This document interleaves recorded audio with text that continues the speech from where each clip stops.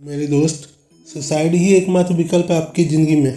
क्या सुसाइड करने से आपकी समस्या का हल हो सकता है? बिल्कुल नहीं, बल्कि सुसाइड करने से आपकी समस्या और बढ़ सकती है। आपके परिवारजनों के लिए, आपके माता पिता जनों के लिए जो स्वयं आप पर निर्भर है। आपके माता पिता आप पर निर्भर है, आप उनके बुढ़ापे का सहारा है।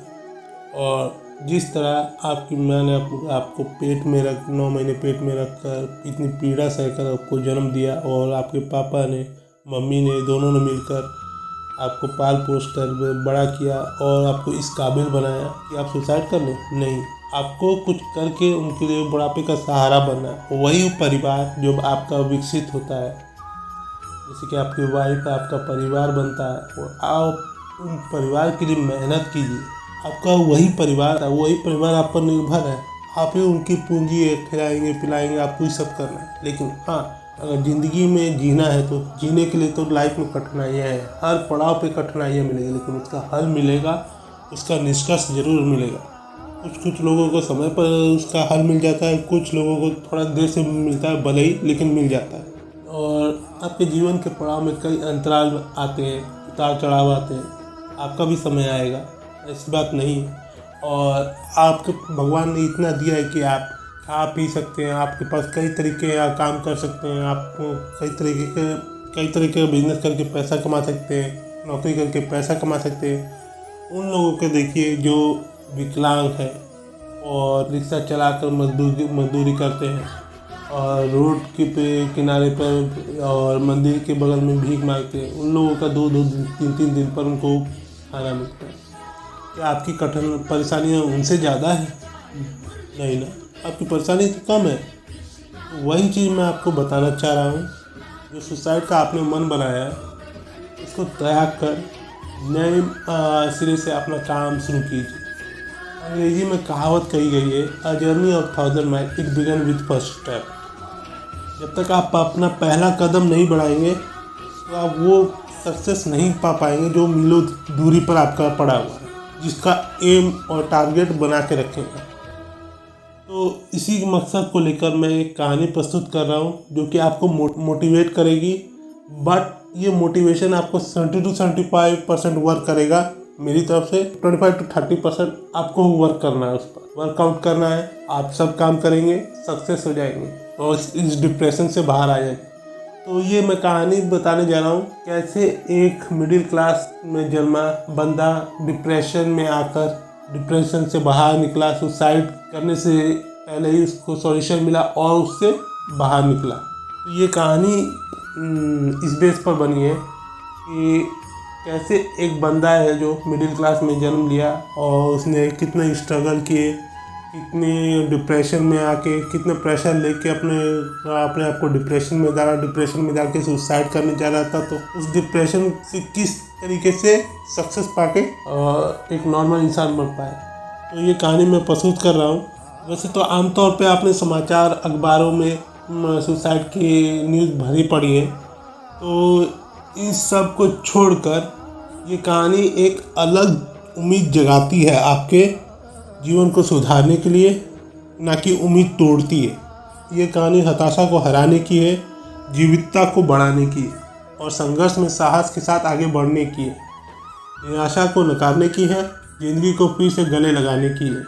ये कहानी एक मिडिल क्लास में जन्मे राजू की है, जो कभी मौत को गले लगाने के लिए तैयार थे, लेकिन आशा से भरी जिंदगी ने उससे पहले अपनी बाहें फैला दी। राजू की ये कहानी इसलिए ज़रूरी है ताकि सुसाइडल टेंडेंसी की पीड़ा से जूझ रहे तमाम लोग सीख सकें, ताकि ज़िंदगी को जीने के लिए अपने हर रूप में मौत को बेहतर बना सकें। तो मैं कहानी स्टार्ट करता हूँ। 2 बहनों ने मुझे दुआओं में मांगा था, घर में सबका लाडला था। हंसी शरारतों के बीच बचपन निकल गया। स्कूल में नाम रखा गया राजू कुशवाहा। स्कूल बैग में तमाम उम्मीदों के साथ माँ बाप इंजीनियर बनाने का सपना लेकर पढ़ाई में लग गए। घर पर सख्ती होने लगी। मेरी इमेज एक ब्राइट स्टूडेंट की बन गई, तो फिर उसे 12वीं तक वैसे ही मेंटेन रखा। 12वीं की पढ़ाई तक आते आते दोनों बहनों की शादी हो गई। अब पापा मम्मी के साथ बचा मैं।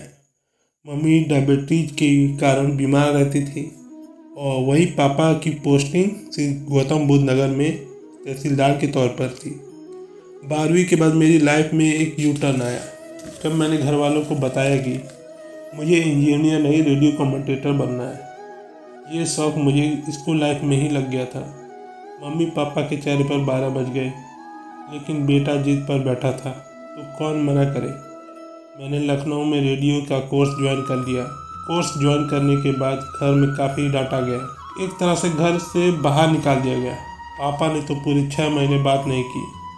जिस लड़के ने 12वीं की पढ़ाई फिजिक्स केमिस्ट्री मैथ से की हो और 80% नंबर आए हों, उसके पेरेंट्स तो उम्मीद करेंगे ही। मेरे पापा बहुत खुश थे कि अब लड़का मेरा IIT निकालेगा, लेकिन मेरे दिमाग में कुछ और चल रहा था। मेरे दिमाग में ऑल इंडिया रेडियो में क्रिकेट कमेंट्री करने का भूत सवार था। मैंने लखनऊ में रेडियो का कोर्स किया, फिर FM में काम किया, लेकिन घर का प्रेशर था कि घटने का नाम नहीं ले रहा था। पापा कहते कि अरे कम से कम ग्रेजुएशन कर लो। उनको लगने लगा था कि कम उम्र में काम और शोहरत मिल रही है तो मनबढ़ हो गया है। फिर मैंने एक और बम दागा कि मैं अपनी पसंद के विषय से जर्नलिज्म में ही एक ग्रेजुएशन करूँगा। इसके बाद गौतम बुद्ध यूनिवर्सिटी आ गया और पत्रकारिता में ग्रेजुएशन किया। ग्रेजुएशन के बाद तुरंत नौकरी लग गई। मैंने शुरुआत पब्लिक रिलेशन से की थी। बहुत जल्दी समझ में आ गया था कि ये पत्रकारिता नहीं है। मैंने एक डेली न्यूज़पेपर में सीखना शुरू किया। उस वक्त मेरा युवा मन पता नहीं कहाँ कहाँ दौड़ रहा था। यही दौर प्यार मोहब्बत और दिल लगी का भी था। दोनों ही साथ साथ चलने लगे। काम से खाली बचा समय एक लड़की से अपनी लॉन्ग डिस्टेंस रिलेशनशिप को निभाने में लगाने लगा। ट्रेनिंग के बाद छोटे छोटे पोर्टल में काम किया। उसके 1 साल बाद दिल्ली के एक नेशनल डेली में नौकरी लग गई। लेकिन यहाँ एक बार फिर टर्न आया। पत्रकारिता के साथ ही मुझे BCCI में कमेंट्री का भी मौका मिला। इंटरनेट रेडियो में रेडियो फॉर क्रिकेट के साथ मैंने 2 IPL किए। अब रेडियो का काम ख़त्म हुआ तो अखबार की नौकरी में फिर दिमाग लगाया। इस नौकरी में मुझे बस एक ही दिक्कत थी, वो ये कि अखबार निकालने के बाद रात के 3 बज जाते थे। ऑफिस इतनी दूर नोएडा के आउटस्कर्ट में था कि कैब से ही आना जाना पड़ता था। घर पहुंचते पहुंचते करीब सुबह हो जाती थी। कई बार नींद पूरी नहीं हो पाती थी, तो माहौल सूट ना होने के कारण नौकरी छोड़ दी। अब मैं 4 महीने घर पर बैठा रहा। चीज़ें खराब दिख रही थी, करियर को लेकर चिंता बढ़ी थी। जब मैं अपने मेंटल इशू को समझने की कोशिश करता हूँ तो शायद यहीं से उतार चढ़ाव शुरू हुआ होगा। अभी मुझे याद भी नहीं सही से कि डिप्रेशन का बीज कब पड़ा या कैसे पड़ा। ऐसा कुछ मुझे महसूस भी हुआ होगा तो समझ नहीं आया, या कहीं की हल्की में ले लिया। नौकरी की चिंता जल्द ही मिट गई। मुझे एक हेल्थ वेबसाइट में नौकरी का ऑफर मिला। वेबसाइट ज्वाइन की और हेल्थ कंटेंट लिखने लगा। सैलरी बढ़िया थी और माहौल तो बहुत ही अच्छा था। मुझे काम में मज़ा आने लगा।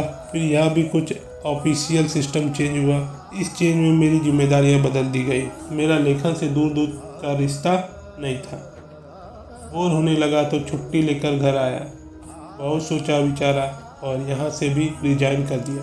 अब सोचा कि गणित वगैरह की पढ़ाई करके कुछ अलग करियर बनाऊंगा। अब मैं ये लाइन ही छोड़ दूंगा। उधर मैं जिस लड़की के साथ लॉन्ग डिस्टेंस रिलेशन में था उसके साथ भी मिसअंडरस्टैंडिंग पनपने लगी। अब कुछ अच्छा चल नहीं पा रहा था। अब तो सही से वो दौर याद भी नहीं, लेकिन धीरे धीरे मेरी उससे बातचीत कम होने लगी थी। परिवार वाले उसकी शादी का दबाव डाल रहे थे। मेरा करियर स्थिर नहीं था। खैर हमने समझदारी दिखाते हुए बातचीत पर ब्रेक लगाना शुरू किया था, जो कि धीरे धीरे ख़त्म ही हो गया था। मैंने इस दौरान मास्टर्स की पढ़ाई भी की। इसी उलझनों को सुलझाने में मेरे बचपन के दोस्त काफ़ी मदद कर रहे थे। दोस्ती के मामले में मैं खुद को किस्मत वाला मानता था कि भले ही मेरे क्लोज फ्रेंड 3 ही थे, लेकिन जो दोस्त थे उन पर इमोशनली निर्भरता बहुत ज़्यादा थी। मैं उनके साथ बातचीत करके खुश था। इन तीनों में से एक मेरी बचपन की दोस्त थी। वो मेरे बारे में काफ़ी कुछ जान रही थी। उसके साथ मैं कई बातें साझा कर रहा था। आगे की कहानी बताता हूँ कि मैं दिल्ली आकर अब फिर से नौकरी करने लग गया था। यहाँ मैंने जिस इमारत में किराए पर फ्लैट लिया था वहाँ 4 मंजिला बिल्डिंग थी। मेरा 3rd फ्लोर था। यहाँ लैंडलॉर्ड नहीं रहते थे। नीचे के फ्लोर पे 2 लड़के रहते थे। मैं आराम से रहने लगा। लेकिन एक दौर ऐसा आया जब यह बिल्डिंग में अकेला आदमी सिर्फ मैं बचा था। नीचे फ्लोर खाली हो गया था। सच कहूँ तो मुझे ये लगता है कि इस अकेलेपन में मैंने अपने फियर को पहचाना, अपनी एंजाइटी को पहचाना। पहली बार जब मन में ख्याल आया कि मैं यहाँ अकेला रहता हूँ, मेड ही आती है, कहीं अगर कुछ हो गया तो कोई जान भी नहीं पाएगा, डोर अंदर से बंद भी रहेगा। लेकिन मैंने इन सब इग्नोर करके ये सोच कर किया कि ये सब तो चलता रहता है, कहीं अगर कुछ हो गया तो कोई जान भी नहीं पाएगा, डोर अंदर से बंद भी रहेगा। लेकिन मैंने इन सब थॉट्स को इग्नोर करके ये सोच कर किया कि ये सब तो चलता रहता है। दूसरी तरफ मेरी नौकरी अच्छी चल रही थी, लेकिन खुद को अकेला महसूस करने लगा था। फियर हावी होने लगा। मेरे थॉट्स को मैं अब रिकॉल भी नहीं करता हूँ, लेकिन वो ओवर थिंकिंग थी। जब मुझे लगता था कि मैं सब गलत चीज़ें बर्दाश्त कर रहा हूँ, दुनिया में मेरे साथ सब गलत हो रहा है। फिर एक दिन मैंने सोचा कि इससे मैं अपने मन के भावों को बताऊँ। दोस्त को कॉल लगाया, वो बिजी था। फिर अपने सारे कॉन्टैक्ट लिस्ट को स्वाइप किया। फिर मैंने अपने सारे कॉन्टैक्ट लिस्ट को स्वाइप कर दिया। ऐसा लगा कि जैसा कोई मुझे जानता ही नहीं, मैं सच में बिल्कुल अकेला हूँ। फिर मुझे मेरी एंजाइटी ने एक सिम्टम देना शुरू किया। ये सिम्टम था माइग्रेन का। मैं महसूस करूँ तो लगता था कि मैं कहीं ना कहीं अनकंफर्टेबल हूँ। जब मैं लोगों के बीच जाता हूँ, आवाज़ मेरे कान में गूंजती है और मेरे सिर में दर्द शुरू हो जाता है। मैंने कई डॉक्टरों को दिखा डाला, लेकिन ये सिर दर्द जाने का नाम नहीं लेता है। एंजाइटी के बारे में इतना अवेयर नहीं था। मैंने ऊपर जिन दोस्तों के बारे में बताया था, उन्हीं में से एक दोस्त थी मेरी, उससे बातचीत ज़्यादा होने लगी। वो सारी बातें जानती थी, या यूँ कहें कि वो मुझे पूरा समझती थी। ये सिर दर्द, अकेलापन, फियर, घबराहट सब मुझे भीतर ही भीतर तोड़ रहे थे। मैं और ज़्यादा इंट्रोवर्ट होता जा रहा था। इनमें सबसे बुरा ये हुआ, इस घुटन के दौर में मेरी दोस्त से मेरी लड़ाई शुरू हो गई। शायद मैं उस पर अपना गुस्सा निकाल रहा था। उससे मेरी हर छोटी छोटी बात पर लड़ाई होती। मैं गुस्सा जाता, कुछ कह देता और छोटी सी बात पर लड़ाई भयंकर रूप ले लेती। दूसरी तरफ डर कि अब अगर इससे दोस्ती टूटी तो मैं बहुत ज़्यादा अकेला हो जाऊंगा। लड़ाइयाँ होती तो वो मुझे अंदर से अटैक करती थी। मुझे इस वक्त कंफर्म हो गया था कि मैं किसी डिप्रेशन की तरफ जा रहा हूँ। पहले पल तो मैंने इससे खुद हारने की सोची। मेरे लिए ये ऐसा समय था जिसे आज मैं शब्दों में बयान नहीं कर पाता। मेरा दिल जैसे डूबता जा रहा था।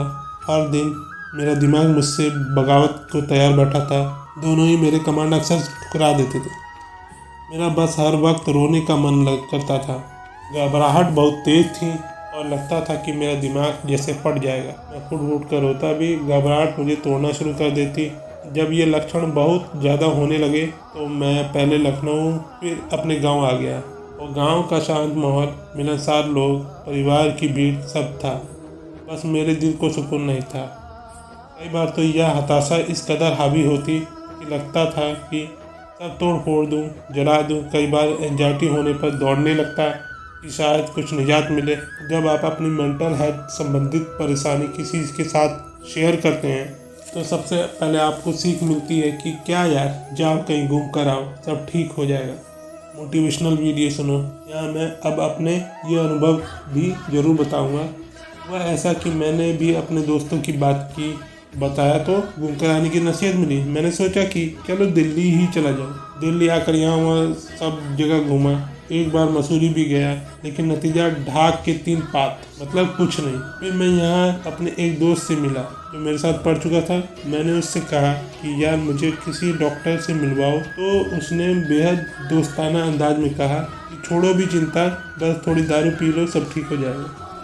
उसने भी मेरी हालत को बहुत सीरियसली नहीं लिया। इसमें उसकी गलती भी नहीं है। अधिकतर लोग दूसरों की इस समस्या को सीरियसली नहीं लेते।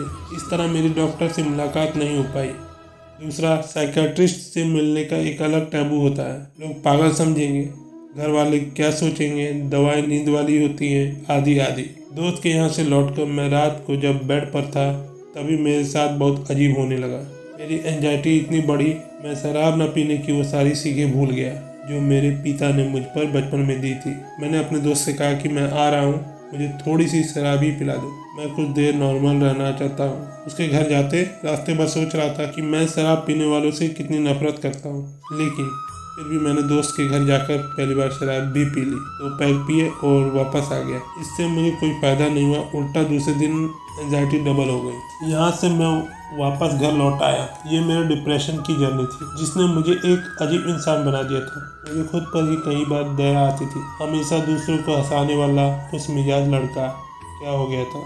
अब तो मुझे माइग्रेन के साथ घबराहट और फिर रात में बीच बीच में नींद टूटने की समस्या हो रही थी। मैं कैसे भी सो तो जाता था, लेकिन बीच रात में 2 बजे या 3 बजे नींद खुल जाती थी और मैं फिर से घबरा कर काँपने लगता था। जागने के बाद वो समय मेरे लिए बहुत डरावना होता था। पता नहीं कैसी कैसी नेगेटिव चीज़ें दिमाग में आती थी।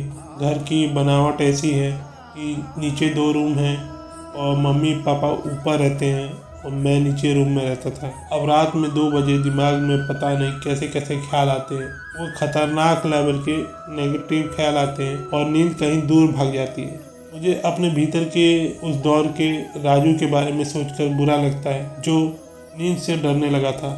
मैं सोचता था कि अगर सो जाऊंगा और नींद खुल गई तो क्या करूंगा। रात में जागने के लिए मैंने किताबें खूब ऑर्डर कर ली कि रात में पढ़ूंगा, लेकिन किताब के 2 पन्ने खोलता पढ़ नहीं पाता। किताबों का सॉल्यूशन भी समझ नहीं आया। इस बीच मैंने एक बहुत अलग चीज़ की। दरअसल मम्मी का इलाज देखते देखते मुझे दवाओं का कॉम्बिनेशन पता चल गया था, इसलिए नींद के लिए मैंने मम्मी की दवाएं लेनी शुरू कर दी। पहले एक दिन नींद आई, फिर 2-4 दिन परेशान रहा, तो धीरे धीरे ये डोज बढ़ गई, लेकिन नींद फिर भी नहीं आती थी। जानबूझकर ओवरडोज किया। पता था कि साइड इफ़ेक्ट है, लेकिन मेरे लिए अभी करंट कंडीशन से निपटना ज़्यादा ज़रूरी है। किसी को कुछ बता नहीं पा रहा था। लग रहा था ऐसा कोई है नहीं जो मुझे समझ सके। डिप्रेशन से लड़ने के लिए आर्टिकल लिखने पर भी वक्त लगता था। 14 नवंबर को डायबिटीज डे आ रहा था, तो मुझे एक मेडिकल हेल्थ वेबसाइट के लिए लिखना था। वहाँ से मुझे असाइनमेंट मिला कि इस खास दिन पर स्टोरी दो। उसी दिन मेरी अपनी दोस्त से बिना बात की लड़ाई हुई। 13 से लड़ाई शुरू हुई, 14 तक ये लड़ाई बहुत बढ़ने लगी। इतना करने के बाद उस दिन की रात बहुत अजीबोगरीब बीती। अब समझ नहीं आया कि क्या करूं। मेरी एंजाइटी बूस्ट कर रही थी। मुझे लगा कि जीवन कुछ है नहीं। मम्मी इंसुलिन पर है, तभी भी थी। उन्हें मैं ही इंजेक्शन देता था।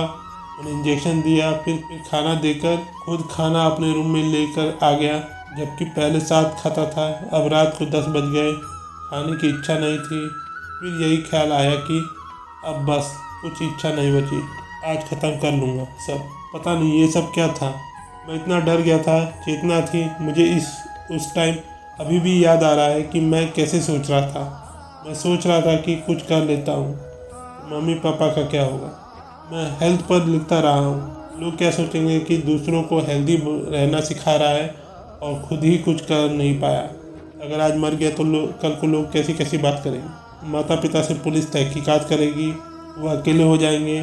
कई बातें रोक रही थी मुझे, लेकिन दिमाग का एक कोना था, वो कह रहा था कि कोई सॉल्यूशन नहीं है। अब मैं कर गुजरना चाहिए। मरने की बात का मत सोचो, तुम्हारे साथ ही तुम्हारी प्रॉब्लम ख़त्म हो जाएगी। मैंने ये सब सोचकर सुसाइड लेटर लिख डाला, जिसमें माँ बाप समाज के सवालों के भय से निकलने का रास्ता था।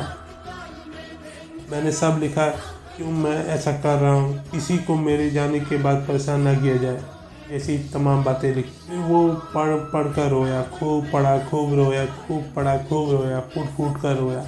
पास में दवाओं के खतरनाक कॉम्बिनेशन को तैयार करके जहर तैयार कर दिया था। अब मन में यह आया कि अगर अभी कुछ करूँगा तो मम्मी परेशान ना हो जाए रात में।